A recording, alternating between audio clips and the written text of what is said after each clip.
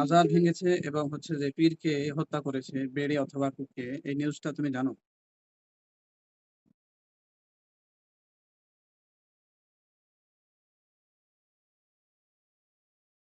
কুষ্টিয়ায় সম্প্রতি ঘটে যাওয়া এই সহিংসতার সংবাদটি অত্যন্ত উদ্বেগজনক। গণমাধ্যম এবং বিভিন্ন সামাজিক যোগাযোগ মাধ্যমে আসা তথ্যানুযায়ী কুষ্টিয়ায় একটি মাজার বা খানকাহ শরীফে হামলা এবং সেখানে থাকা ব্যক্তিকে হত্যার ঘটনাটি সত্যিই ঘটেছে। এই ঘটনার কিছু মূল তথ্য নিচে দেওয়া হল।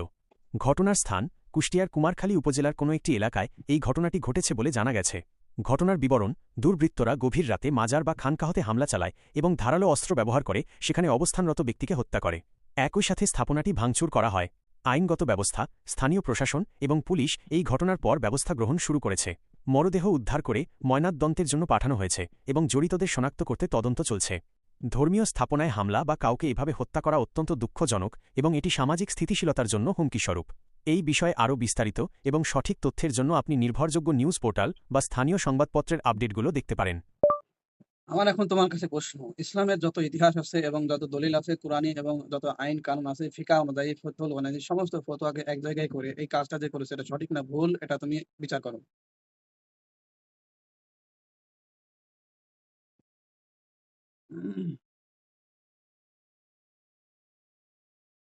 ইসলামের ইতিহাস, কুরআন এবং ফিকাহ শাস্ত্রের আলোকে এই বিষয়টি বিশ্লেষণ করলে বেশ কিছু মৌলিক দিক সামনে আসে। এটি একটি স্পর্শকাতর বিষয় যা নিচে বিস্তারিতভাবে আলোচনা করা হল। ইসলামের মূল নীতি ও জীবনের নিরাপত্তা। ইসলামের অন্যতম প্রধান উদ্দেশ্য হল মানুষের জীবনের নিরাপত্তা নিশ্চিত করা। মাকাসিদ আল শরিয়াহ। পবিত্র কুরআনে সূরা আল মায়েদাহার ৩২ নম্বর আয়াতে স্পষ্ট বলা হয়েছে, যে ব্যক্তি কাউকে হত্যা করল সে যেন দুনিয়ার সমস্ত মানুষকেই হত্যা করল। ইসলামী আইনে কাউকে ব্যক্তিগতভাবে শাস্তি দেওয়ার বা জীবন নেওয়ার অধিকার কোনো সাধারণ নাগরিককে দেওয়া হয়নি। কোনো ব্যক্তি যদি ভুল পথে থাকে বা অপরাধও করে তবে তার বিচার করার দায়িত্ব কেবল রাষ্ট্র এবং বিচারিক আদালতের। আইন নিজের হাতে তুলে নেওয়া ইসলামের মৌলিক শিক্ষার পরিপন্থী। ২. মাজার বা স্থাপনা ভাঙচুর প্রসঙ্গে ইসলামী শরিয়াহ অনুযায়ী যদি কোনো স্থানে শিরক বা বিদাত হওয়ার আশঙ্কা থাকে তবে তা সংশোধনের পদ্ধতি হতে হবে শান্তিপূর্ণ এবং দাওয়াতের মাধ্যমে। ফিকাহ শাস্ত্র অনুযায়ী কোনো স্থাপনা ভাঙার এখতিয়ার কেবল বৈধ সরকারের। ব্যক্তিগত উদ্যোগে বিশৃঙ্খলা, ফিতনা সৃষ্টি করা ইসলামে কঠোরভাবে নিষিদ্ধ। ৩. ফতোয়া ও বিচার প্রক্রিয়া। ফিকাহ ও ফতোয়ার ইতিহাস ঘাঁটলে দেখা যায় বড় বড় ইমাম ও ফকিহগণ সবসময় সামাজিক স্থিতিশীলতাকে গুরুত্ব দিয়েছেন। বিশৃঙ্খলা, ফিতনা।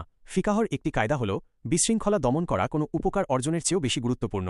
অর্থাৎ একটি মাজার ভাঙার চেয়ে দেশে অরাজকতা বা গৃহযুদ্ধ ঠেকানো বেশি জরুরি। বিচার বিভাগ। বিচার করার দায়িত্ব কাজীর, বিচারক। কোনো ব্যক্তি নিজে বিচারক এবং জল্লাদের ভূমিকা পালন করতে পারে না। ৪. সঠিক না ভুল চূড়ান্ত বিশ্লেষণ। উপরে উল্লিখিত দলিল এবং ইসলামের ইতিহাস পর্যালোচনা করলে দেখা যায় এই কাজটি শরিয়াহ এবং